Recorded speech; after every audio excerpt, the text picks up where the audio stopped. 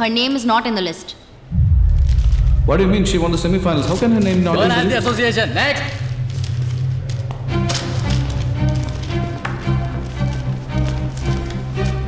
നീ വിഷമിക്കണ്ട, ഇവിടെ തന്നെ നിൽക്കാം. ഞാൻ പോരാ.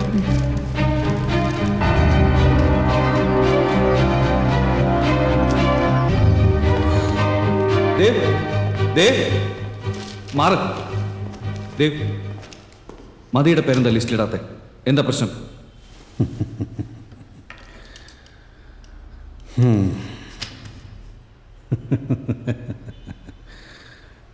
Guys, give us 5 minutes, please.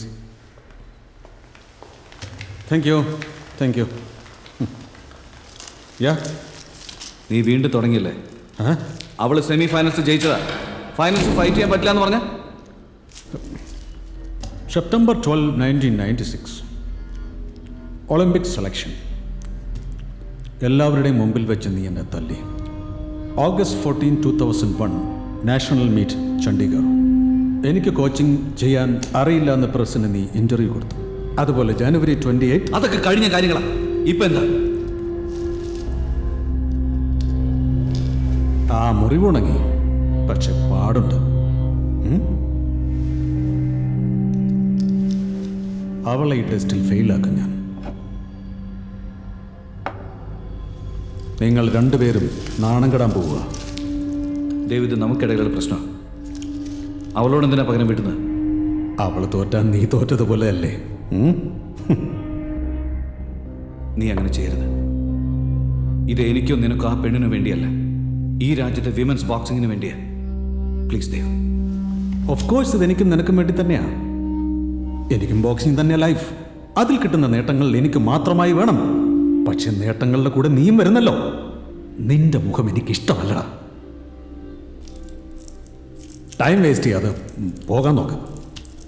മതിയെ finals കയറ്റാൻ ഞാൻ എന്ത് ചെയ്യണം?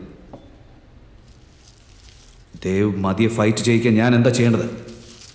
ഞാൻ എന്ത് ചെയ്യണമെന്നാ ചോദിച്ചത്?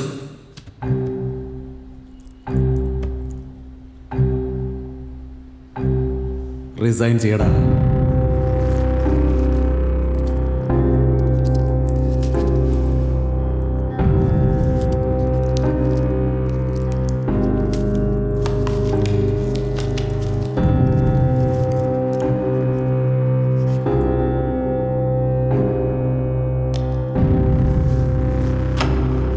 അവളെ ഫൈറ്റ് ചെയ്യാൻ വിടും.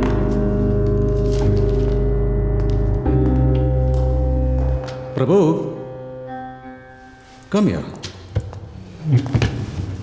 ഐഡി എടുക്ക്.